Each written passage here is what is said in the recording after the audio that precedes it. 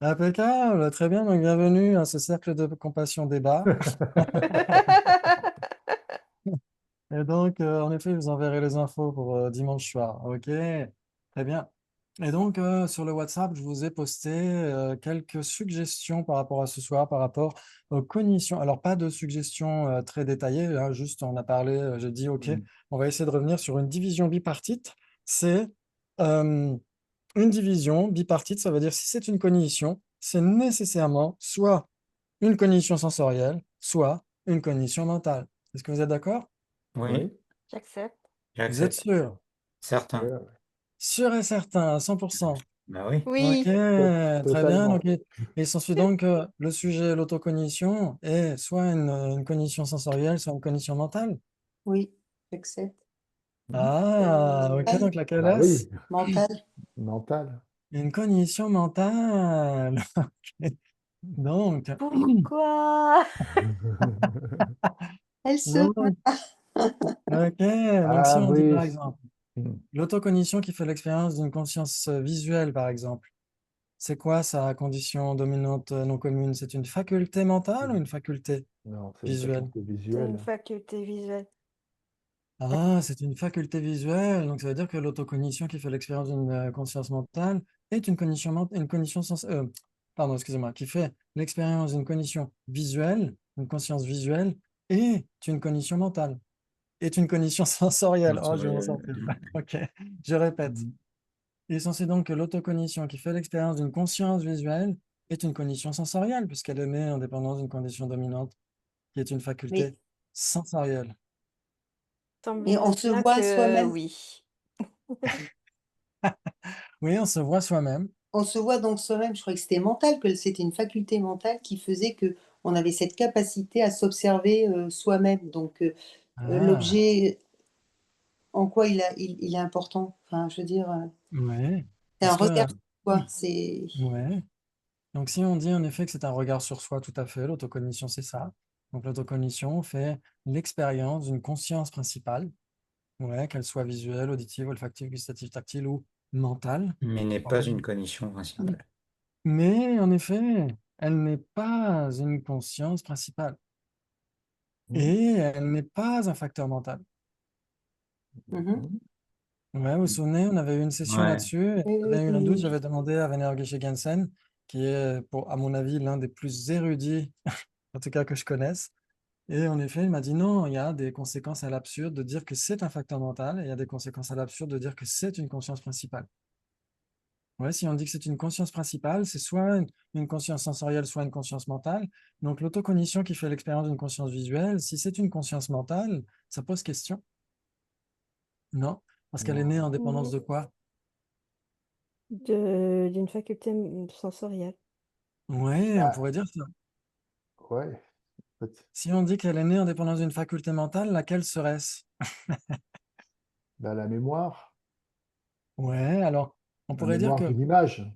ouais, on pourrait dire que la mémoire, elle est nécessairement une cognition conceptuelle qui Mhm. est permise parce que, en premier lieu, il y aura eu une autocognition. Maintenant, on pourrait dire que c'est l'inverse, c'est l'autocognition qui permet la mémoire, et non pas l'inverse. Mais Ouais. c'est Mais l'aspect qui a été projeté qui fait que on se voit en train de voir cet aspect, non? C'est pas. Oui, c'est l'aspect appréhendant. Ouais, c'est ça l'autocognition. Zinam, ouais, en tibétain. C'est l'aspect appréhendant. Donc, quand on a une table qui nous apparaît à la conscience visuelle, elle projette un aspect. Il y a l'aspect appréhendé et l'aspect appréhendant. L'autocognition, c'est l'aspect appréhendant, qui Ouais. n'a pour objet d'observation que la conscience visuelle elle-même. Ouais. Et donc, en dépendance de quoi est-elle née cette cognition, cette autocognition? Eh ben, son objet, alors son objet, ça va être la conscience visuelle. Oui, Il y a la condition antérieure parce qu'il y a un instant de conscience avant. Par contre, oui. pour la condition dominante, c'est ça la grande question, quoi. Oui, la condition dominante, c'est ça la grande question, parce que si on dit que la conscience visuelle, le moment immédiatement antérieur de conscience visuelle est la faculté permettant d'avoir l'autocognition, c'est-à-dire que ce premier moment de conscience visuelle n'a pas d'autocognition, puisqu'elle est la cause de cette autocognition. Bon. C'est-à-dire qu'à l'instant, l'instant 1, il n'y a pas d'autocognition. Et cet instant 1 Mhm. sert de condition dominante pour l'autocognition. Donc l'instant 1 n'a pas d'autocognition. Est-ce Mais que elle ça, est liée à soi-même, Oui, en l'autocognition. effet. L'autocognition et la conscience visuelle dont elle fait l'expérience sont produites en même temps. Elles sont une même substance simultanée. D'accord. Si vous vous souvenez, dans les débats, quand on avait étudié les causes, etc., ouais, on avait parlé d'être une même substance. C'est-à-dire que deux phénomènes apparaissent à une même perception directe, elles n'apparaissent pas séparément. Et une même substance simultanée, non seulement cela, mais en plus, ils sont produits, demeurent et cessent en même temps. Non? Oui, oui. Ouais, tout à fait. Juste, est-ce que ça serait possible? Alors, je demande un gros truc, là, j'en suis conscient, de faire le lien, par exemple, avec la réalité scientifique de la Oui, vision. Par oui, exemple, euh, si on place la vision, l'objet de la vision, l'œil, le, on va dire le fond de l'œil, le nerf et le cerveau, oui. qui retourne tout ça, bon, pour le mettre à l'endroit, si tu veux, au niveau de l'image. Est-ce qu'on pourrait placer l'autocognition à un endroit, par exemple, dans ce processus, Mhm. tu vois, de la vision? Moi, je vois pas trop. J'y ai réfléchi, mais en gros, chez nous, c'est des sensorécepteurs qui envoient l'information à des neurorécepteurs. Et après, c'est traduit par le mental. Donc, on passe du sensoriel au mental, un peu comme ça. Mais si on dit ça, ça veut dire que l'autocognition est mentale. Et donc, ça voudrait dire elle pourrait pas appréhender du visuel et tout ça. Je sais pas. Bah, justement, c'est pour ça que je posais la question. Et que je sais que c'est un peu compliqué parce que c'est quand même une vision. On est toujours chez les Mais Prasangika, si je me souviens bien. Et c'est Chez les Sautrantika. chez les Sotantrika. Oui, pardon. Et c'est toujours un concept Sotantrika.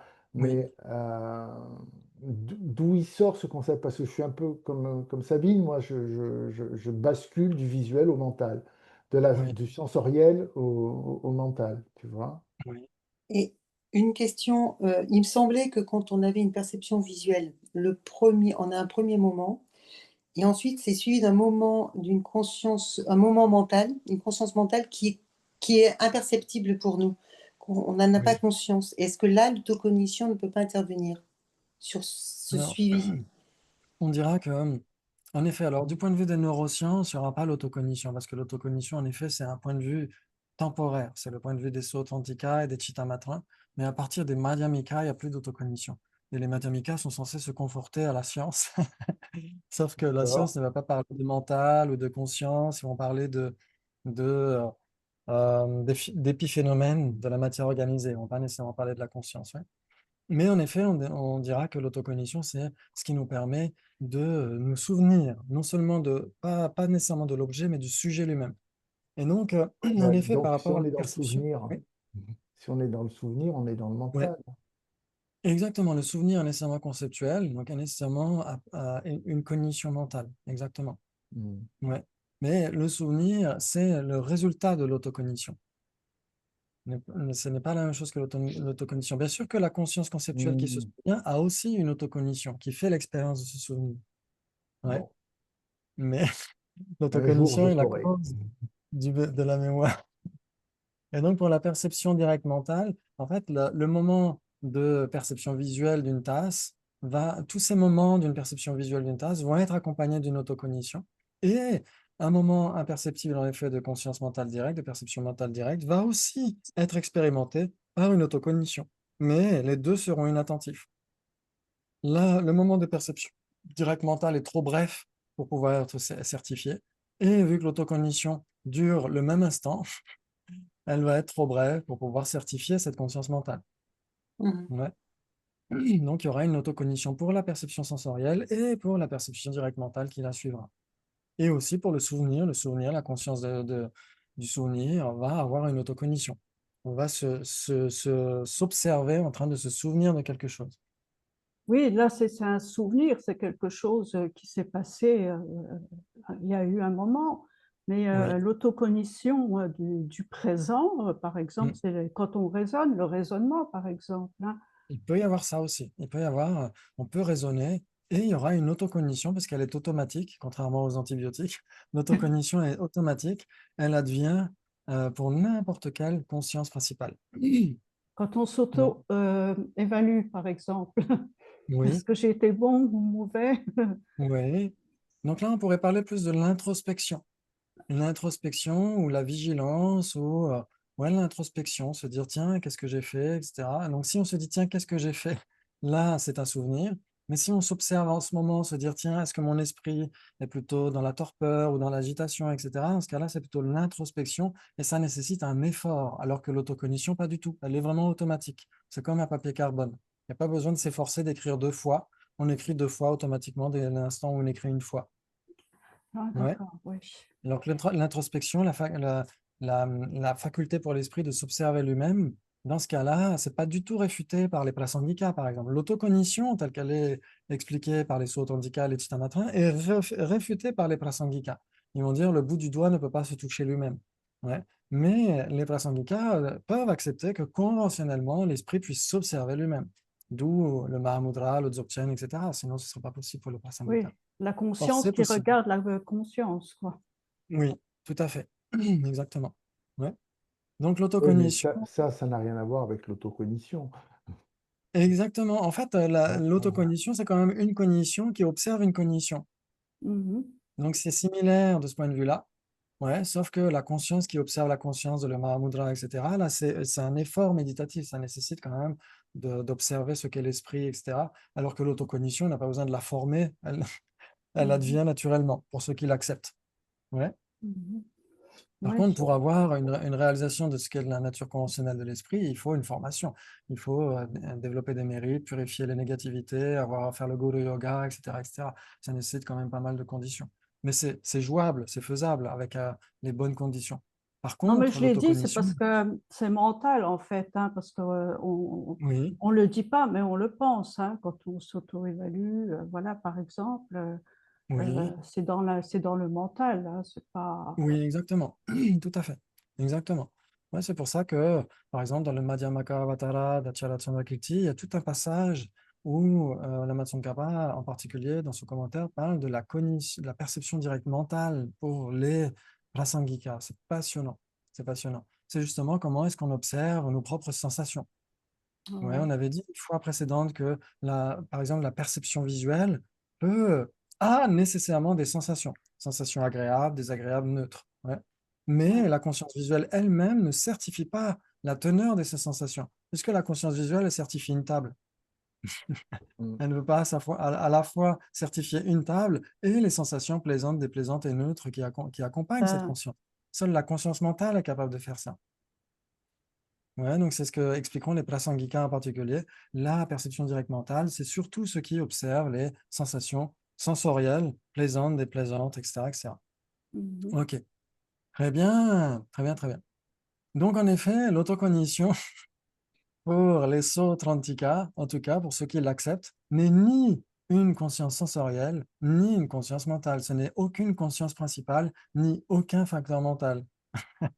C'est vraiment quelque chose d'hybride ou de spécial. Et ça fait Ouais. 2500 ans que ça dure. Mais du coup, ça remet en question la division bipartite alors. Exactement. C'est pour ça que si on dit vous êtes sûr, si c'est une cognition, c'est nécessairement une cognition sensorielle ou une cognition mentale. Bah, selon les traités, oui, mais du coup, s'ils se basent sur Ah ouais. les traités, ils peuvent pas. Et Qu'en tu dis est-il de l'autocognition? ni, mais elle peut être les deux, non? Tu Alors, en dis fait, elle n'est. ni. Alors, les deux sont contradictoires. Une conscience principale. Oui, mais en fonction de l'objet appréhendé, elle peut être peut-être mentale et en fonction, voilà, peut-être sensorielle, je ne sais pas, j'essaie de trouver une solution. Ah, ça veut dire que, oui, comme par exemple les cognitions mentales peuvent être conceptuelles ou non conceptuelles. Donc, l'autocognition pourrait être mentale ou sensorielle en fonction des cas. Ouais. Ok. Donc, on pourrait dire que ouais, ce n'est pas un mental, ce n'est pas une conscience principale, et ce n'est pas un facteur mental. C'est vraiment spécial. Donc, c'est pour ça que même, de toute façon, les divisions bipartites, on aurait un autre exemple. On aurait un autre exemple. Donc, très bien. On va dire par exemple, ok, ok. Ça veut Donc dire, par ça, exemple, oui. donc c'est les exceptions, division bipartite, exception, comme dans les règles quand on était petit. D'une certaine manière, on pourrait dire que c'est une Oui. exception. Ouais, par exemple, vous savez que si c'est une cognition, c'est soit une cognition valide, soit une cognition non valide. Vous êtes d'accord?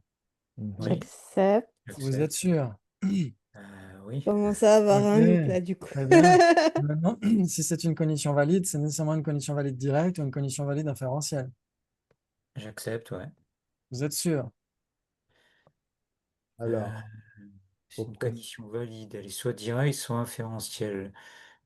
Ouais, parce que dans les conceptuels, à part l'inférentiel, Oui, c'est ce que vous avez vu dernièrement. c'est ce qu'on a vu, Non. hein, si on suit la division Tu septuple, vas on peut pas Très dire bien. Donc, il s'ensuit donc que le sujet cognition valide est une cognition valide directe ou une cognition valide inférentielle. sujet cognition valide. Mais tu n'avais pas dit que c'était un ensemble et que Pourquoi? C'est dedans, une on avait cognition, deux mais c'est pas entités une cognition. différentes. Pourquoi? Je- C'est une Pourquoi? oui, cognition. c'est pourquoi. Donc, le sujet cognition valide est une cognition valide, vous êtes d'accord? Condition Puisque valide c'est une est une cognition condition nouvelle et valide. infaillible. Euh, Ah bah oui, n'importe quel Oui. phénomène. En fait, il y a beaucoup de phénomènes qui ne sont pas eux-mêmes, mais la plupart sont quand même eux-mêmes. Ouais, vous vous souvenez, on avait vu par exemple, différent, le sujet différent n'est pas lui-même, le sujet différent n'est pas différent, parce que le sujet différent est un. Oui, Ouais, donc il y a oui. des phénomènes qui ne sont pas eux-mêmes. Par exemple, définition n'est pas une définition. Définition est un définindum. Ça veut Ouais, donc dire que le certains phénomènes ne sujet, sont pas eux-mêmes, mais ici, dans ce cas-là, cognition valide est une cognition valide. Cognition Ah, valide c'est est quand une même une cognition cognition valide. valide, cognition valide.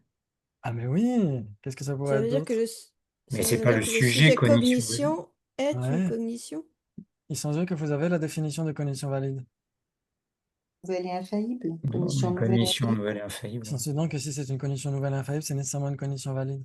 J'accepte. Ouais, Donc, j'accepte. cognition valide est une cognition nouvelle et infaillible, donc c'est une cognition valide. J'accepte. Et donc, Non, c'est de la laquelle est-elle? logique pure. C'est de la Laquelle logique est-elle? pure. Est-ce Ça que fait c'est une bizarre, mais cognition valide directe ou est-ce que c'est une cognition valide inférentielle? tu peux répéter? Est-ce que c'est le sujet cognition valide, c'est une cognition valide directe ou une cognition valide inférentielle? Si on dit que c'est un troisième type, ça veut dire que tout à l'heure on disait si c'est une cognition valide, c'est nécessairement direct ou inférentiel. Ouais. Rencontre du troisième type. Donc, ça pose question. Ça pose question. Donc, en effet, certains textes diront ça. Ouais, certains textes, par exemple, on dit forme. La forme est soit externe, soit interne. Vous êtes d'accord? Ouais. Oui. Qu'en est-il Ouais. du sujet forme? Est-ce que c'est une forme externe ou une forme interne? Par exemple, couleur. Couleur Non, mais on est peut le faire appropriée avec pour être tout une teinte. alors. Et exactement. De quelle couleur est couleur? Ben ouais, elle est pas spécifiée là pour l'instant. Couleur n'est pas une couleur. Ouais. Ah, Ouais, donc pour moi, couleur n'est pas couleur n'est pas. approprié. Le sujet couleur n'est pas approprié pour être une teinte. Mais c'est une Le sujet généralité. Dedans, il y a des je- entités. On ne peut pas Très associer des approprié pour. entités à Le cette sujet généralité. couleur n'est pas approprié pour être une tasse. Non, mais je t'en Non. prie. Pour être une tasse, d'accord. Mais pour être une teinte, Ah, une Ah, teinte. une teinte! J'ai entendu une tasse. Oui, ah non. oui, Non, non, moi ok. j'ai entendu teinte. J'ai peut-être fait Ah, un lapsus, ça d'accord. m'arrive. Oh non, non, j'ai Ça entendu m'arrive. teinte, Ah moi. bon, ok. Ok, pardon. Ouais. Donc, si, J'ai mal entendu. vous avez la définition de couleur, c'est ce qui est approprié pour être une teinte. Oui. Ouais. Et Ouais. donc, si ce qui est approprié pour être une teinte, c'est nécessairement une couleur. Donc, le sujet couleur est une couleur. Mais de quelle couleur est-elle? Elle englobe toutes les Retour- couleurs. La couleur de l'objet qu'elle. Ah, Ah, donc c'est quoi la définition d'une teinte? alors une teinte, c'est une nuance. Elle est de la couleur de l'objet avec laquelle elle est une même substance. Ouais, très bien. Et donc, si on dit le sujet, la couleur d'un objet dont elle est la même substance, de quelle couleur est-elle? Ça dépend de l'objet. Exactement. Couleur de l'objet. Si on dit une tasse, le sujet, la couleur, une couleur qui est une même substance avec tasse. Ouais.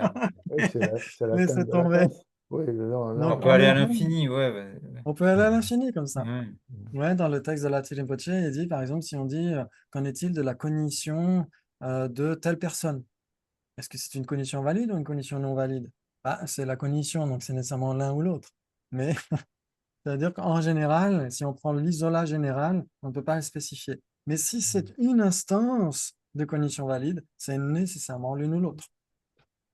Ouais, direct ou inférentiel. Oui. Ouais, c'est comme ça qu'on peut le formuler. C'est comme ça qu'on peut échapper à ce débat. Très bien, bravo, bravo. Bravo, bravo. En cognition, mais sans sûr que vous pouvez donner la définition d'une cognition mentale. J'accepte, ouais. Ouais, donnez. C'est une cognition qui est produite en dépendance de sa faculté dominante non commune, sa condition dominante non commune, une faculté mentale. Bravo, et censé donc que si c'est une cognition qui est produite en dépendance de sa condition dominante non commune, une faculté mentale, c'est nécessairement une cognition mentale. J'accepte. Vous êtes sûr? Et les facteurs mentaux là-dedans? Ça fait partie Elle des fait partie des cognitions. Les cognitions. cognitions? Alors, oui, par exemple, la sensation qui accompagne la conscience conceptuelle, par exemple. Une sensation agréable, désagréable ou neutre qui accompagne une conscience conceptuelle, c'est aussi une cognition mentale, non? Ben oui, oui. Parce c'est une cognition qui est produite en dépendance de sa propre condition dominante non commune, une faculté mentale, ouais. Oui, Ça joue? Ok, j'accepte. très bien. Et une cognition sensorielle, c'est quoi la définition?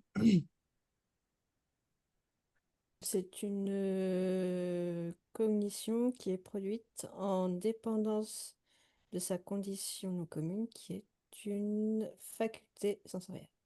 Voilà, essentiellement que si c'est une cognition qui est produite en dépendance de sa condition dominante non commune, une faculté sensorielle physique, on va dire, c'est nécessairement une cognition sensorielle.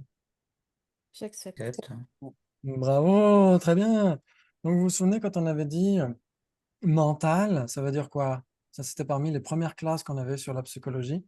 C'est pas l'esprit Mental, et c'est la équivalent à conscience? quoi? L'esprit et la Exactement. conscience? Esprit et conscience, bravo! Ouh là là, et pourtant ça remonte, hein. Bravo, bravo, c'est magnifique! Oh là là! Et donc, en effet, ça renvoie aux consciences principales, vous êtes d'accord? Oui, Mental. Très bien. oui. Donc maintenant, il s'ensuit que vous avez la comparaison, la différence qu'il y a entre mental et cognition mentale. Ben, j'accepte. J'accepte.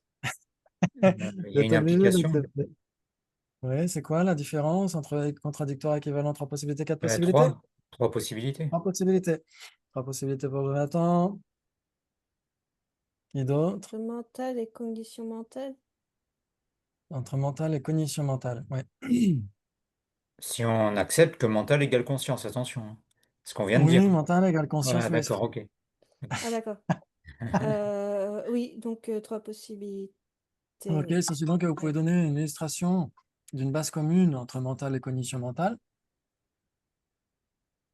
J'accepte. J'accepte. Ouais. Bah, une, une conscience conceptuelle. Ouais, une conscience conceptuelle, hein, toute simple même, hein. Une conscience mentale conceptuelle. Mentale conceptuelle. Enfin, si elle est Ouais, conceptuelle, elle est nécessairement mentale.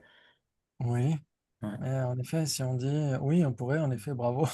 Et si c'est une conscience mentale, c'est pas nécessairement conceptuel, mais si c'est une conscience conceptuelle, c'est nécessairement mental, exactement. Donc une conscience conceptuelle. Très bien. Donc ils sont donc qu'une conscience conceptuelle est nécessairement une cognition mentale. J'accepte. C'est une J'accepte. cognition mentale parce que.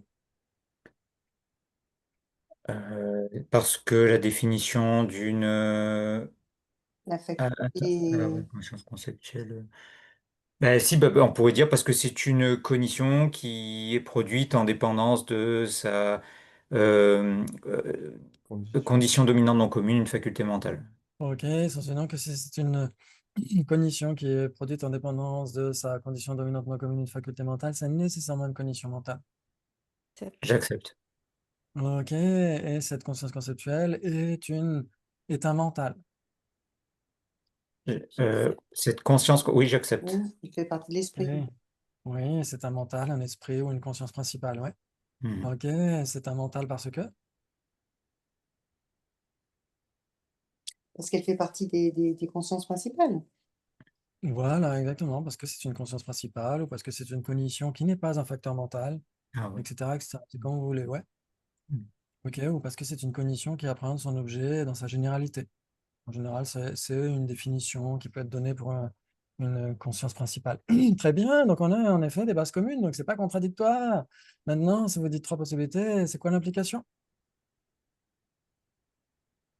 Si c'est une conscience mentale, c'est nécessairement une si c'est du mental, c'est nécessairement une cognition mentale. Mais si c'est une cognition mentale, ce n'est pas nécessairement du mental. Ok, par exemple, qu'est-ce qui serait une cognition mentale qui ne serait pas un mental? Le facteur mental de la sensation liée à une conscience conceptuelle. Voilà, un facteur mental de sensation associé à une conscience conceptuelle. Ouais, ceci donc que c'est une cognition mentale. J'accepte. Ok, J'accepte. c'est une cognition mentale parce que. Parce que c'est une cognition Parce que- produite en dépendance de sa condition non commune qui est une faculté mentale. Ok, donc c'est une cognition qui est produite en dépendance de sa condition dominante non commune, une faculté mentale, c'est nécessairement une cognition mentale. J'accepte. Très bien, et donc ça veut dire que si c'est un mental, c'est nécessairement une cognition mentale. Oui, Donc une conscience visuelle J'accepte. n'est pas un mental alors. Une conscience Je- visuelle n'est pas un mental parce que ce n'est pas une cognition mentale. J'accepte. Ouais, Une mais c'est conscience une visuelle conscience. n'est pas une conscience principale. mais Pourquoi? si. Ah, il s'ensuit donc qu'une conscience visuelle est une conscience principale, donc c'est un mental. Ouais. Pas Oui. d'implication. Ah, donc ça veut dire quand on a dit tout à l'heure mental, esprit et conscience principale sont équivalents, on a Ah, fait une petite boulette. oups. Ah oui. Attends, comment on est arrivé de là à là? Attends, parce que là, j'ai raté un truc. Que ça avait l'air de tout bien correspondre. Oui, ça avait l'air, hein. Ok, donc en effet, c'est là où on fait déjà, on pourrait dire qu'entre mental et conscience mentale, oui, il y a trois possibilités. Si c'est une conscience mentale, c'est nécessairement une conscience principale, donc c'est nécessairement un mental. Oui. Et si c'est un mental, ce n'est pas nécessairement une conscience mentale, ça peut être une conscience visuelle. Ça. Maintenant, si on Ok. compare mental et cognition mentale, c'est plus trois possibilités, c'est quatre. Par exemple, la conscience visuelle, est-ce que vous êtes d'accord pour dire que c'est une conscience principale Oui. Ah et oui, donc c'est un ouais, mental, ouais, c'est vrai. mais ce n'est pas une cognition mentale. Hmm. Hmm. Ah oui, c'est vrai. Ouais, Ouais, c'est à très cause bien. du mot mental, en fait, ça a dû semer le trouble. Exactement. C'est juste le Et, terme mental qui, ouais. exactement. Et encore, même dans certains textes, en fonction des traductions, euh, ouais, je crois que dans Connaître l'esprit, il dit pas nécessairement mental. Je crois qu'il dit esprit et conscience mentale, etc. Donc c'est encore plus confusionnant. Mais en tibétain, c'est yi et yishe. Yi dans yi, guichet pas. Entre les deux, il y a quatre possibilités, entre mental et cognition mentale. Ouais. Donc c'est important de revenir au langage originel pour être sûr de ne pas se tromper. Ok. Donc si vous dites quatre possibilités, parmi les cognitions, vous êtes capable de donner ce qui n'est ni un mental, ni une cognition mentale. Parmi les Ah, cognitions. Ah, ni un mental, ni une cognition mentale.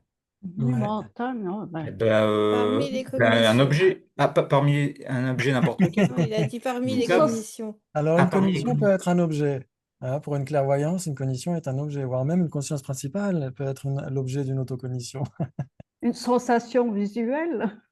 Une sensation visuelle, bravo Gina! Tu parles pas beaucoup, mais quand tu parles, Ah ben, des fois, je dis des conneries. excellent, une sensation visuelle, c'est un facteur mental, vous êtes d'accord? Ouais. J'accepte. Donc, ce n'est pas un mental. J'accepte, ouais. J'accepte. Ok, si c'est un facteur mental, ce n'est nécessairement pas une conscience principale, ce n'est nécessairement pas Ouais. un mental, vous êtes d'accord? Ouais. J'accepte. Très bien, et cette sensation visuelle n'est nécessairement pas une cognition mentale, J'accepte. puisque c'est une cognition sensorielle. Sensoriel. Bravo! Waouh! C'est Direct. une cognition mentale parce que c'est une cognition sensorielle. Attends, parce que là, alors là, ouais, à ce niveau-là, parce que mental, ça prend plus le terme de, oui, conscient. Attends, si. Ouais, Mais ça fait En quand même fait, partie des cognitions, je comprends pas là. ouais, exactement. Qu'est-ce qui fait partie des cognitions? Ben, les consciences et les facteurs mentaux, donc de toutes les façons. Exactement, tout Donc à c'est une fait. cognition. Donc, en effet, la sensation visuelle est une cognition, mais n'est pas une cognition mentale, puisque c'est une cognition sensorielle, ouais, puisqu'elle est produite en dépendance d'une condition dominante non commune, une faculté sensorielle physique. et ce n'est pas D'accord. non Ah plus, oui, et ce n'est oui, pas non plus une conscience principale puisque c'est un facteur mental. oui, oui, Donc c'est pas Exactement. du mental. Ouais, ça joue. Hmm. Bravo! Ouh là là là là là là, c'est magnifique! Donc, en effet, 4 possibilités entre mental et cognition mentale. On voit à quel point la psychologie bouddhiste est très, très raffinée. Extrêmement raffinée, ouais. Mais ça, on en avait parlé il y a longtemps dans le Loric. Exactement. Et on en reparlera à la fin du chapitre sur les divisions bipartites, parce que la Rinpoche et le texte racine en tibétain, d'ailleurs, donnent plusieurs exemples de comparaison. Par exemple, entre une perception, comment dire, une réalisation implicite et une réalisation directe, par exemple. Il y a 4 possibilités. Ouais, vous êtes d'accord? Mhm. Une implicite et une directe. Ouais. C'est contradictoire. Ah, c'est contradictoire, ok. Donc ça veut dire que si Non, c'est une non, non, ça peut pas être réalisation... contradictoire parce qu'une implicite, c'est une perception directe, justement. Ah non, c'est Eh, explicite non. qui est Ben direct. si, dans sa Oui, définition, c'est pas une perception directe qui, à force d'avoir tranché les surimpositions à l'égard de son objet appréhendé, euh, ouais, attends, c'est un truc comme ça. Ouais, mais alors il y a des définitions que je vous avais données, mais Ben il y a ouais, des définitions de réalisation directe explicite et réalisation directe implicite. Mais une réalisation yogique, elle n'est pas sur le non-soi, elle n'est pas implicite et c'est aussi une réalisation, une perception directe. Voilà, magnifique, exactement. Ouh là là, une réalisation yogique du non-soi pour les Mhm. Sautrantika. Vous vous souvenez de cette règle d'or écrite en lettres de feu sur la voûte céleste turquoise?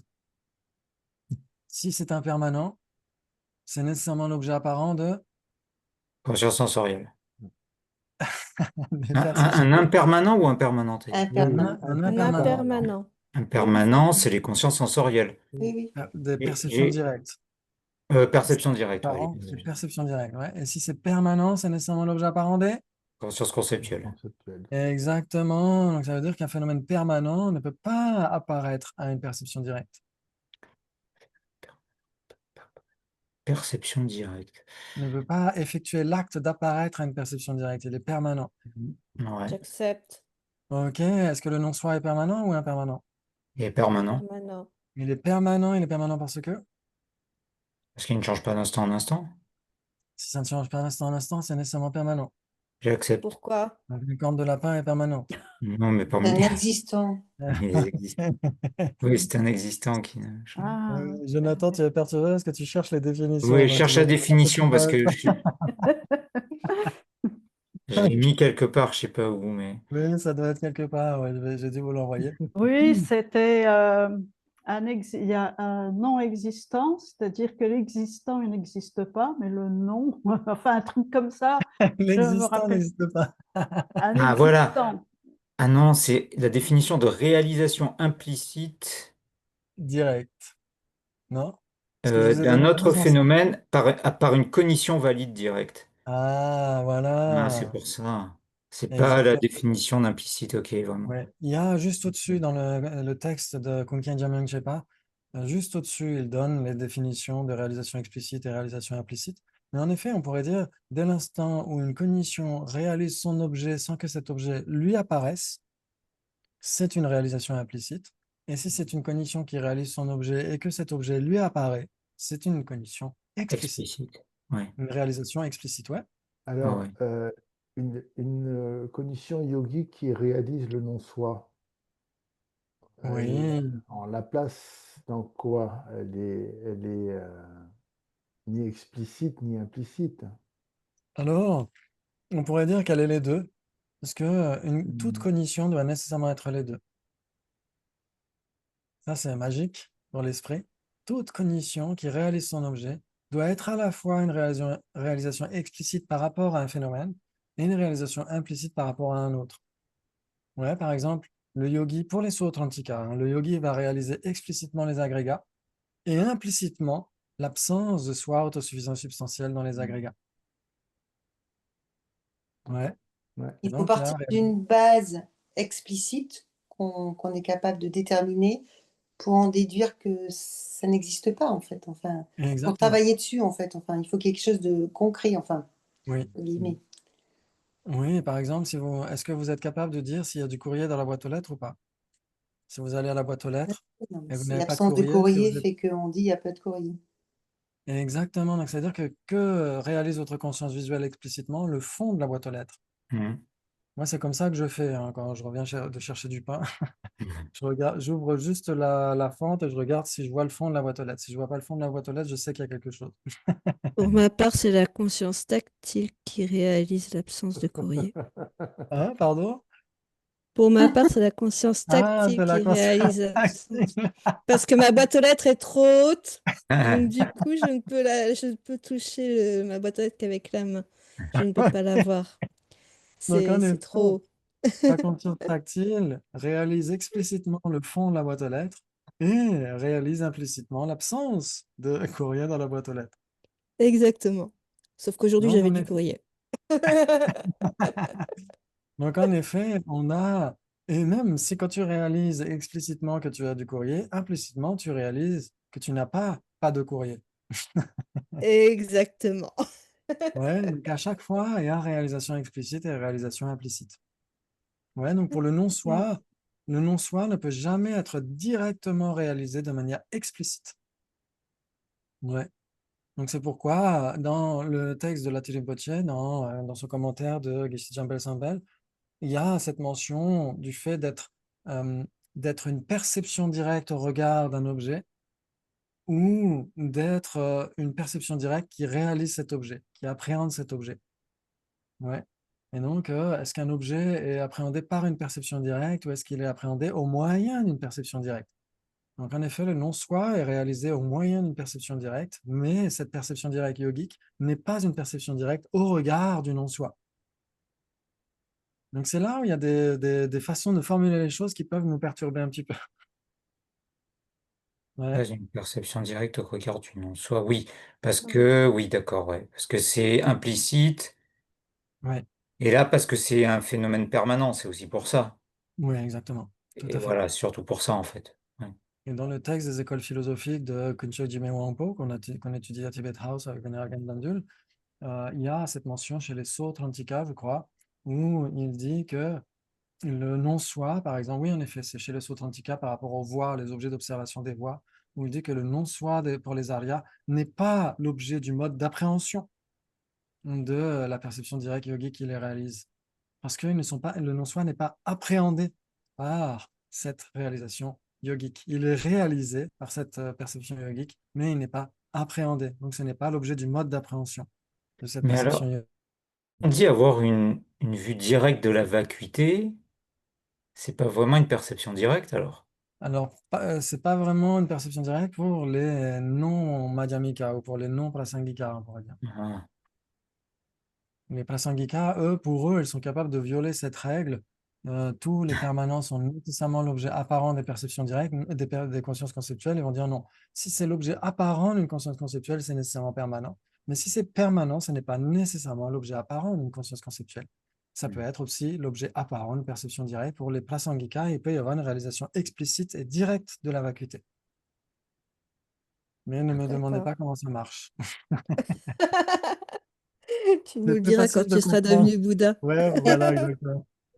Excuse-moi, quand tu dis que Oui, explicite et implicite vont toujours ensemble, c'est comme les deux faces d'une même chose. C'est-à-dire que quand on voit un côté, il y a oui. obligatoirement l'opposé. C'est ça? Oui, d'une certaine manière, oui. Dans ce cas-là, pour les agrégats et le non-soi, c'est pas nécessairement l'opposé. Non, mais Ouais, enfin, les agrégats sont réalisés explicitement et le non-soi est réalisé implicitement, c'est pas nécessairement l'opposé. Mais en effet, si on réalise, par exemple, conceptuellement une tasse, ou on réalise, donc si on la réalise explicitement, on a la généralité de sens de tasse, on réalise non-non-tasse. Mais ce n'est pas ce qu'on appréhende. On appréhende tasse, on réalise tasse, sans appréhender non-non-tasse. Mais c'est quand même réalisé implicitement non-non-tasse, l'opposé de non-tasse. Et Ouais, ça veut dire que là, c'est ce que dira chez Jampel Sampel aussi et la Tirinpoche.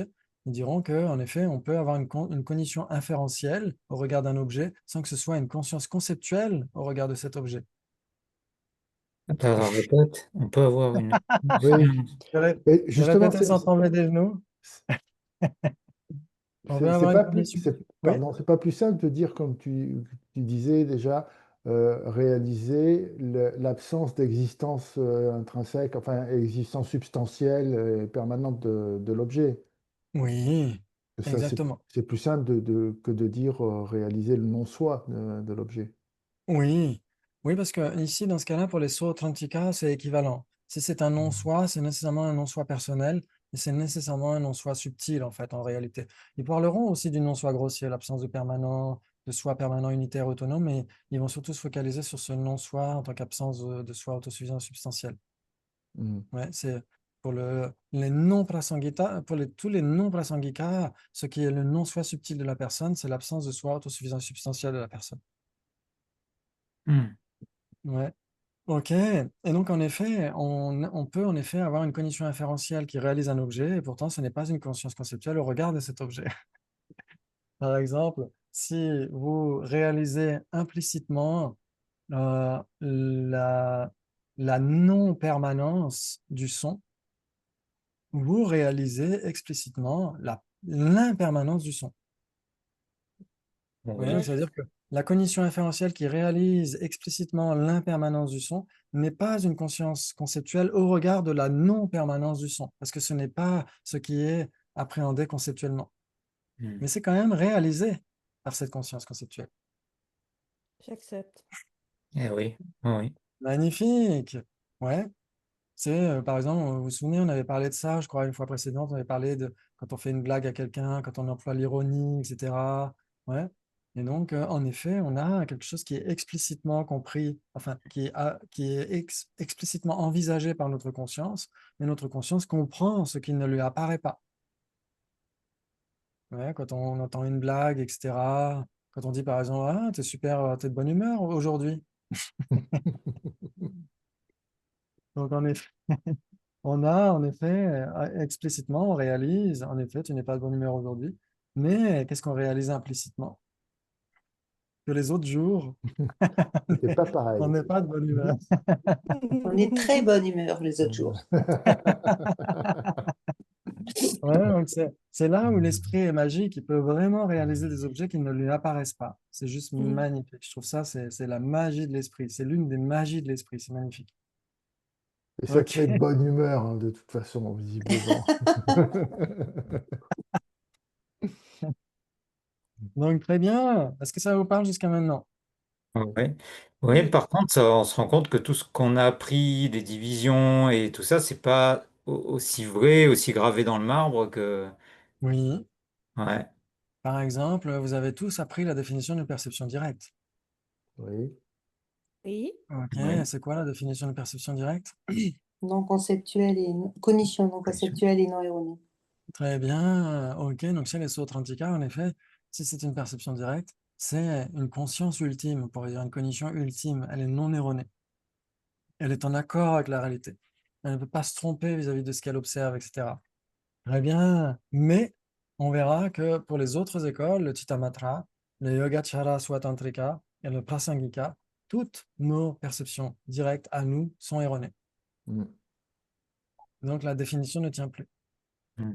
j'ai Oui, Prasangika mais c'est aussi. comme à l'école. À Ouais. l'école, tu commences par les bases, tu commences tout simple, ça paraît tout simple, et puis au fur et à mesure, avec les années, on complexifie, on se rend compte que ce qui était au départ basique, ben c'est pas faux, mais c'est une partie de la réalité en fait. Tout à fait. C'est simplement un seul éclairage. On n'a pas toutes Ouais. les données. C'est exactement ça. C'est tout à fait ça, ouais. Donc c'est pour ça que le saut Authentica est très utile pour ça, parce qu'il nous apprend vraiment à apprendre les bases. Et ensuite, ça nous aide aussi à comprendre certaines distinctions entre les Swat Tantrika et les Prasangika, par exemple. Pour ceux qui ont déjà étudié le 9e chapitre à Genève, ça devrait être plus facile parce qu'on avait étudié un texte, un débat entre les Swat Tantrika et les Prasangika. Et donc, en effet, c'est surtout un débat entre les Sauts Tantrika, Swat Tantrika et les Prasangika. Ouais, où, en effet, les Sautrantika, comme vous le savez, définissent la perception directe comme étant une condition libre de conceptualisation et non erronée. Hmm. Et ben, les Sautrantika, soit tantrika diront la même chose pour les perceptions directes sensorielles. Les perceptions directes sensorielles sont des cognitions libres de conceptualisation et non erronées. C'est-à-dire que ce qu'elles perçoivent est en accord avec la réalité. Elles doivent coller parfaitement à la réalité. Ça ne concerne pas les consciences mentales. Il n'y aurait pas de conscience mentale directe pour eux. Alors, il y a des consciences mentales directes, mais celles-ci peuvent être erronées, sont erronées, parce que pour les Sautrantika, soit Tantrika, l'apparence d'existence véritable ne se manifeste qu'à la conscience mentale et ne se Mhm. manifeste pas aux consciences sensorielles. Mhm. Donc, les consciences sensorielles sont non erronées sur toute la ligne. Ouais. Et donc, en effet, comme il y a l'apparence d'existence inhérente, par exemple, vous percevez une table, la table apparaît comme existant de manière inhérente. Et donc, si elle apparaît comme existant de manière inhérente à une condition libre de conceptualisation et non erronée, elle a une existence inhérente. Oui. Alors que les prasangika diront non, toutes nos consciences sont erronées. Donc, l'apparence d'existence inhérente est une distorsion. Mhm. C'est Ok. magnifique, ça, non? Ouais. Waouh. Ouais. C'est splendide, ça nous aide à comprendre énormément de choses. Énormément de choses. Waouh! Ok. Donc, en effet, il y a ce point de vue-là, dans ce débat entre les Swatantrika et les Prasangika, il y a un autre point de vue, c'est si une cognition est erronée, peut-elle être une cognition valide? Ben, Si Si elle est une... erronée, non. ça dépend, des fois elle peut être valide, pas pour les oui, directs, les directs peut-être pas, mais pour les Oui, conceptuels, pour les elles peuvent conceptuels, être ça joue. valides. Une Mais, inférentielle, elle est valide et pourtant elle est erronée, quoi. exactement, tout à fait. C'est pour ça que ça aide énormément à comprendre le Sautrantika, de ce point de vue-là. Parce que ça nous aide à comprendre ensuite les points de vue ultérieurs, en effet. Les conceptuels sont de toute façon erronés, quelle que soit l'école. Ouais. Mais maintenant, pour les non-conceptuels, si elles sont erronées, peuvent-elles être des cognitions valides? alors c'est quelle que soit l'école. Parce qu'une Eh cognition valide, c'est ben, une ça va cognition dépendre de nouvelle l'école, et ouais, il a raison. infaillible. Une Pour les cognition valide. Sautrantika, Oui, Pour voilà. pour les sauts authentica, ça ne joue pas. Si une perception non conceptuelle est erronée, elle est Elle fausse. est fausse, ouais. Ouais. Oui. Donc, Par en contre, pour effet, les prasangika, ça joue, puisqu'on saisit l'apparence inhérente, donc de toutes les façons, on ne voit pas correctement, quoi. Ouais. alors on ne la saisit pas, elle nous apparaît. Mais Elle si on nous la apparaît. saisit, là, c'est une cognition fausse. Ouais. Mais Fausse, si elle fausse. ne fait que nous apparaître, ce n'est pas une cognition fausse, c'est une cognition erronée. Mhm. Ouais. Très bien. Donc, c'est pourquoi les sauts authentica, soit tantrika, vont dire, OK, puisqu'il y a l'apparence d'existence inhérente et nos conditions sensorielles sont libres de conceptualisation et non erronées, donc il y a bien une existence inhérente. Si elles étaient erronées, ce serait totalement faux. Ce serait totalement faux sur toute la ligne. Ouais. Et il y a un autre point de vue qui est posé, c'est est-ce qu'une conscience sensorielle certifie non seulement la nature conventionnelle de son objet, mais aussi la véritable nature de son objet? Les Bah, Swatantrika vont dire oui, les Prasangika vont dire non, ce n'est pas sa vocation. Ce n'est pas la vocation d'une perception visuelle de se préoccuper du mode d'être de son objet. Elle ne se préoccupe que de l'objet, c'est tout. non, parce que s'il y a la nature d'une fleur, sa nature, sa vraie nature, ce sont les particules, des choses comme Oui. ça. Oui, tout à fait. Ou sa vraie nature, ça pourrait être sa Mais alors là, vacuité. par contre, c'est contradictoire avec ce qu'ils disent sur la vacuité, du coup. Ça veut dire que directement, ils disent qu'on peut réaliser directement la vacuité. Ça peut être l'objet d'une perception directe. Mais alors, si c'est pas Qui dans dira ça? les prasangika, Les Prasangika disent non, les consciences sensorielles n'ont pas vocation à se eh bien oui, préoccuper mais du mode alors par d'être. rapport à tout à l'heure, comment est-ce que comment on peut avoir une perception directe? Ah, ce serait la mentale alors, qui peut Oui, ce qui voir. se préoccupe, c'est ce qui observe la véritable nature des objets, c'est une cognition rationnelle. Rikshe en tibétain. Une cognition rationnelle, c'est une cognition qui va faire une analyse ultime. Mais parmi les perceptions directes, laquelle va faire ça? C'est la mentale directe alors? Alors, on dira qu'une perception yogique, c'est une cognition Hum, rationnelle, même si elle n'est pas conceptuelle, elle se D'accord. préoccupe du mode d'être ultime. Donc, en effet, une perception yogique qui réalise la vacuité, c'est une cognition rationnelle non conceptuelle. Hum, Ouais. Et donc, seule elle peut se préoccuper de la vacuité. Mais D'accord. les consciences qui observent des vérités conventionnelles n'ont pas vocation à observer le mode d'être de ces vérités conventionnelles, n'ont même pas vocation à observer ces vérités conventionnelles comme étant des vérités conventionnelles. Elle se préoccupe que de l'apparence. Exactement, que d'une table. Une table, un tapis, un livre, une personne, etc. C'est tout ce que nos consciences sensorielles sont capables de réaliser, mais elles ne réalisent pas la véritable nature de ces objets. Hum, Ouais. Les SWAT, en tous les cas, vont dire si la conscience visuelle, elle ne se trompe sur aucun des tableaux. Donc, vu qu'elle est non erronée et qu'elle observe une table et que cette table semble exister de manière inhérente, cette conscience visuelle certifie l'existence inhérente de cette table. C'est compliqué, hein? Ouais, Mais alors c'est pourquoi on voit pas, à cause des voiles, ils vont expliquer que pourquoi alors dans ce cas-là, dès que je regarde une table, moi je vois son apparence inhérente. Oui, et pour les SWOT en tricas, c'est valide, parce qu'il y a bien une existence inhérente conventionnellement. Ah, conventionnellement, oui, parce qu'eux, ils acceptent qu'il y ait une réalité conventionnelle ultime, en fait, réelle. En en fait, ils acceptent l'existence inhérente conventionnellement. Ils Ah, acceptent que les tables ont une existence inhérente, que les choses ont une existence inhérente, etc. Cette existence inhérente apparaît aux consciences sensorielles, et ces consciences sensorielles ne font que valider cela, ne font que donner raison à cela, puisqu'elles sont non en, erronées. en d'autres termes, c'est-à-dire que c'est juste dans le monde du conventionnel, quoi. Oui, exactement. D'accord. Ouais, parce que si les choses avaient une existence inhérente ultimement, ça reviendrait à Ouais. dire elles ont une existence véritable. Hmm. Or, il n'y a pas d'existence véritable. Ok, donc c'est là où on apprend, si on apprend ces points de vue-là sur Authentica et qu'on les applique aux autres écoles, ça devient juste magnifique. Ça aide énormément à comprendre ces nuances qu'il y a d'une école à l'autre. Ouais. C'est-à-dire que pour les Prasangika, nos consciences sensorielles n'ont pas vocation à se préoccuper du mode d'être des choses. Donc même si les choses apparaissent comme si elles existaient de manière inhérente, nos consciences sensorielles ne certifient pas du tout cela. C'est la conscience mentale qui donne raison d'une certaine manière, qui saisit cette apparence d'existence inhérente ou qui la réfute, ouais, d'une certaine manière. Hmm. Vous êtes d'accord? Oui. Oui. La conscience mentale, hein, où il Oui. faut nécessairement qu'elle soit liée à une perception yogique. Alors, pour réfuter l'existence inhérente, elle peut être simplement référentielle. Ah oui, Alors, un Bouddha, oui. Ouais. excuse-moi, Oui. un Bouddha, il n'a plus de conscience sensorielle? Alors, il a toujours des consciences sensorielles. Ben alors lui, il est bien capable de voir les choses avec ses consciences sensorielles d'un point de vue valide et direct. Il a bien comment dire, par exemple, quand il voit quelque chose, il voit pas que de la forme, etc. Il voit aussi l'impermanence, il voit tout ça en Oui, même temps. tout à Alors, fait. c'est quoi? Alors, Comment c'est ça se quoi, quoi? passe là? Comment ça se passe là? Je veux dire, les consciences sensorielles du Bouddha, elles sont bien Ouais. valides. Elles sont nécessairement valides. C'est ce que dit, je crois, c'est Gate Sabje qui dit ça, qui dit, j'ai beau tourner les choses à l'endroit et à l'envers, etc., il m'est impossible de trouver une cognition omnisciente qui ne serait pas une cognition valide. Donc, toutes les consciences des Bouddhas, toutes les cognitions d'un Bouddha sont nécessairement valides. Après, sont-elles nécessairement des omnisciences? C'est là où ça pose question. Si on dit qu'une conscience sensorielle d'un Bouddha est omnisciente, une omniscience est nécessairement une perception yogique. Si c'est une perception yogique, c'est nécessairement une cognition mentale. Donc, ça veut dire qu'une perception sensorielle d'un Bouddha serait une cognition mentale? Mais ça peut être les deux, puisque Pas d'implication. Il est omnipuissant, omnipotent, donc je vois pas pourquoi il ne Non, pourrait pas avoir tout en pas même temps. omnipotent. Pas Non? omnipotent.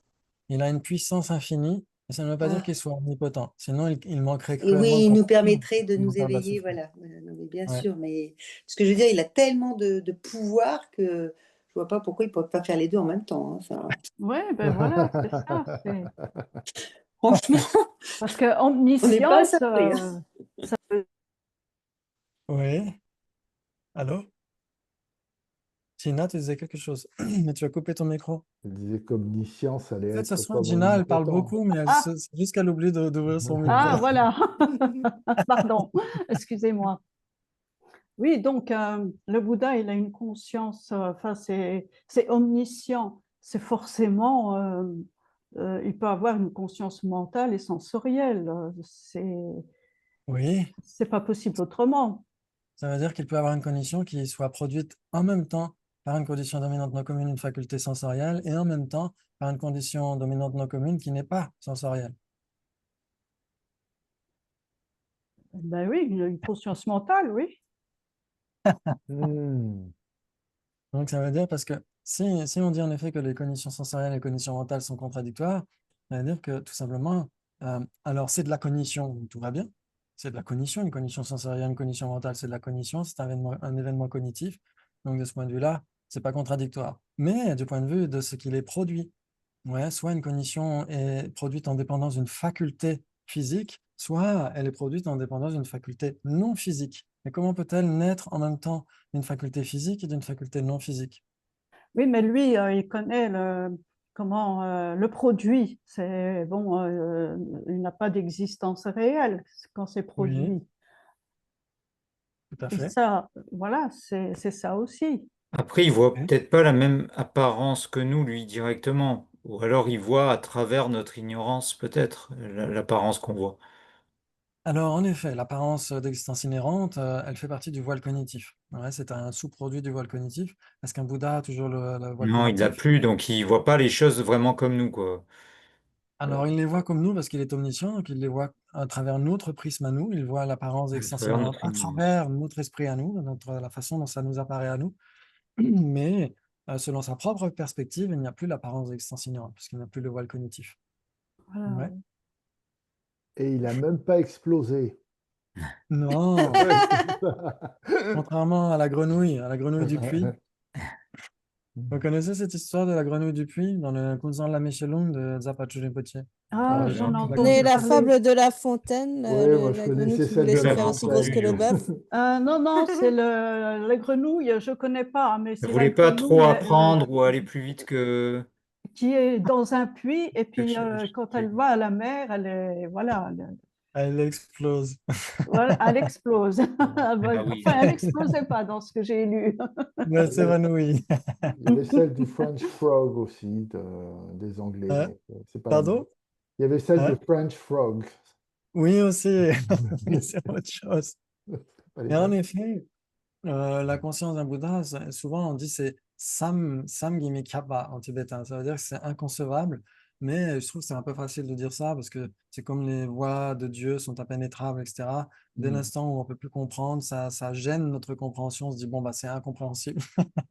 Et donc, comme ça, on peut sombrer tranquillement, confortablement dans l'engourdissement de la paresse intellectuelle. on se pose plus de questions. Ouais, c'est vrai que c'est un peu facile. Ouais. Exactement. Et non, moi, je me souviens une fois, ouais, je ne sais pas si je peux le dire aussi parce que je ne vais pas dire le nom, mais une fois, je traduisais quelqu'un qui donnait des cours sur le Dzogchen au centre Kalachakra. Et il y avait des étudiants qui posaient la question pendant des, euh, des discussions à table, etc., qui demandaient à l'une de ses étudiantes, et elle disait, it doesn't compute, c'est-à-dire ça ne peut pas être géré par la conceptualisation, etc. Donc, dès l'instant où une question était gênante, une question de philosophie, etc., on disait, it doesn't compute. Ça n'est pas du tout, ça n'entre pas dans le champ de réflexion, etc. Mais c'est un peu facile. C'est un peu facile. Donc, Mm. tant qu'à faire, il faut réfléchir. Ben oui. Oui, Il mais il faut y a bien des réfléchir. choses qui nous échappent, Christophe. Et donc, c'est Et il y a des choses qui nous inconcevable. échappent. Donc, on peut réfléchir, étudier et partir du principe que c'est tellement immense que on n'a même pas l'idée de. Voilà, Oui, En et fait, j'ai surtout, l'impression que c'est quelque chose qu'on peut réellement comprendre que si on le vit soi-même. tout à Et fait. comme oui, on n'a pas le niveau de sagesse nécessaire pour vivre ça, oui, est-ce que c'est on peut le pas un petit comprendre, peu... oui. C'est un petit peu comme le goût de la mangue. Si on n'a jamais goûté de la mangue, on peut nous expliquer en long, en large, en travers, on n'aura pas la saveur de la mangue pour autant. Mais en Hmm. effet, on peut malgré tout avoir une certaine compréhension conceptuelle qui sera de toute façon limitée. Ouais. Sinon, en effet, sinon, ça voudrait dire que jamais le Bouddha n'aurait enseigné la vacuité, parce que de toute façon, il faut être un arya pour la réaliser directement. Ouais, sinon, Arya Nagarjuna n'aurait jamais composé ses traités dialectiques, etc. Donc, c'est pourquoi il y a un juste milieu là aussi. En effet, on peut essayer de repousser notre zone de confort en essayant de certifier des choses qui nous échappent, mais la véritable expérience de l'éveil, on ne l'aura que quand on sera éveillé, ça c'est sûr. Exactement. Mais enfin, finalement, nous, le travail qu'on a à faire, c'est de réduire nos afflictions. Oui, Et c'est surtout ça qui voile. Sinon, on est capable de tout comprendre. Mais mm, parce qu'on n'arrive pas à gérer nos afflictions, on n'arrive pas à domestiquer notre esprit, il se laisse complètement embobiner par ça. C'est ça mm, qui nous réduit le champ de vision, c'est tout. oui, Mais on a cette capacité en nous de pouvoir voir tout ça, je pense. ouais, c'est Maintenant, vrai. est-ce qu'on a la force nécessaire pour tenir la bride à notre esprit et pas générer d'affliction? Ça, c'est un Mais entraînement assez complexe, quoi. Mais Oui, ça c'est dépend possible. aussi le mode de vie qu'on a, parce que nous, on est entouré d'un monde Eh oui. conventionnel. Parce que les yogis, ils sont à l'écart de tout, et puis ils font leur expérience dans la méditation, et ça peut durer des jours et des jours. Et puis, il y a des yogis qui Il y a sont en pleine vraiment un société. engagement. Oui, ouais. Il y a aussi des yogis qui vivent en société. Je me souviens, Venerable Geshe Gensen nous en avait parlé à Nalanda, que l'un de ses voisins à Sera était un geshe aussi, qui faisait sa pratique de 3 ans, 3 mois, 3 jours, etc. Enfin, 3 ans, 3 mois en tout cas, de Yamantaka, tout en allant enseigner, tout en allant à la cantine, etc., etc. C'est magnifique. Je trouve ça magnifique. Hmm.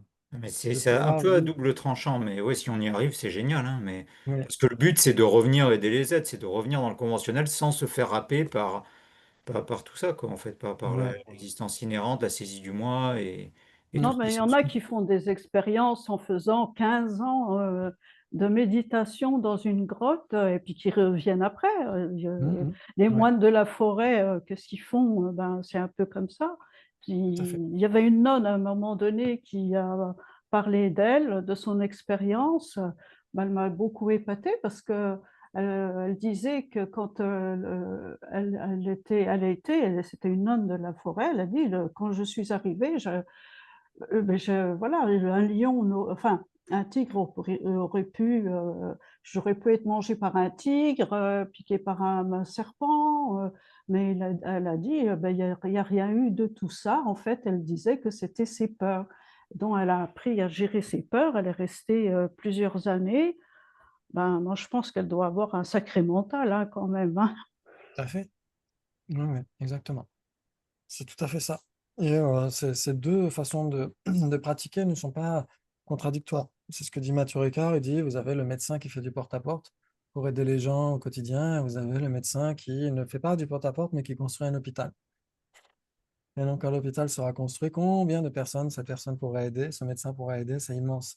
Donc, dans les deux cas, les gens aident d'autres personnes et grandissent intérieurement en même temps.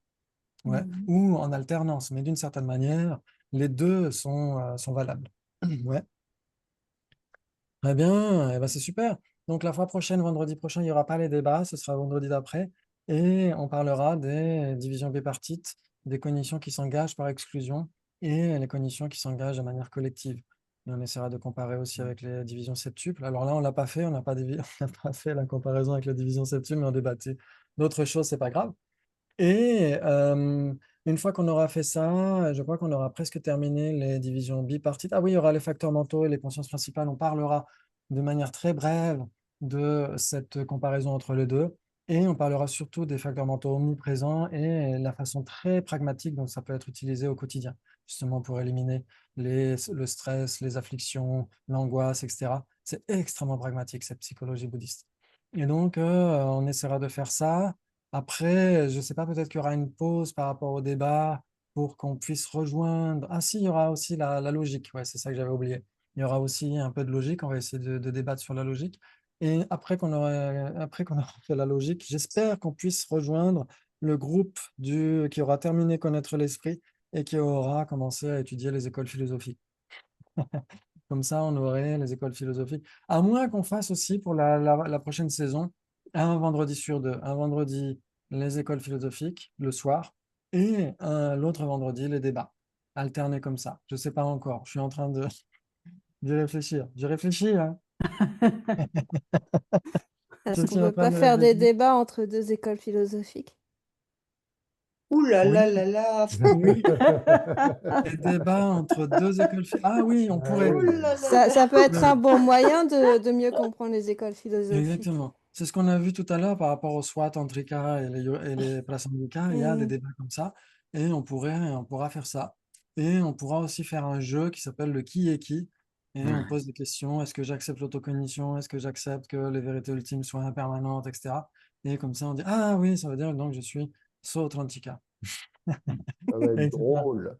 Oui, mais là, Ouais, on va s'éclater. ça va être Ouais. compliqué parce que les Oui. prasangika et les sautrantika, voilà, il faut les connaître. Les Oui, prasangika, on ne connaît pas trop.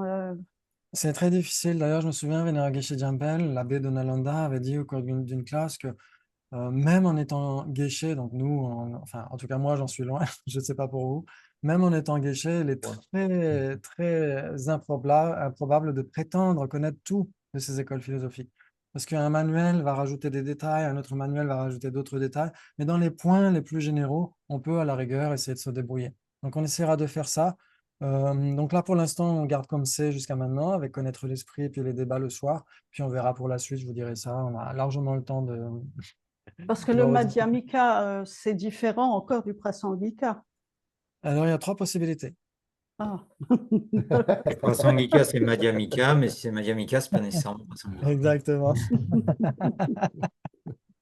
D'ailleurs, on dit que les Prasangikas sont les vrais Madhyamikas, sont les vrais, Le nom du sont milieu. vraiment ceux qui échappent aux extrêmes. Ouais, Très bien, monsieur merci beaucoup, Chita, Stéphanie. pardon. Oui, Non, c'est pas grave. On y vient, on en parlera dans quelques mois quand on y sera aux oui. écoles Ouais, on philosophiques. aura largement le temps de revoir tout ça. Moi, ça me laissera le temps de me repréparer, de relire certains textes, et comme ça, et de traduire aussi, bien sûr, le texte qu'on va étudier. Tant qu'à faire. Et voilà, on essaiera de voir tout ça pour le bien de tous les êtres. Comme d'habitude, merci beaucoup, c'était un immense plaisir. Prenez bien soin de vous. Et encore, et encore, et encore, pour la longue vie et l'excellente santé de sa sainteté Dalai Lama et de tous les maîtres excellemment qualifiés. Parce que justement, aujourd'hui, on a perdu l'un de nos maîtres exceptionnels, Ganden Chisu Rinpoche, Losang Tenzin Rinpoche. Et donc, c'est très important de prier pour la longue vie et l'excellente santé de nos maîtres spirituels. Très bien, et prenez bien soin de vous. À la fois prochaine. Merci beaucoup. Excellente Merci. soirée. Au revoir. Bonne Merci. soirée. Ciao. Merci. Salut tout le monde. Salut.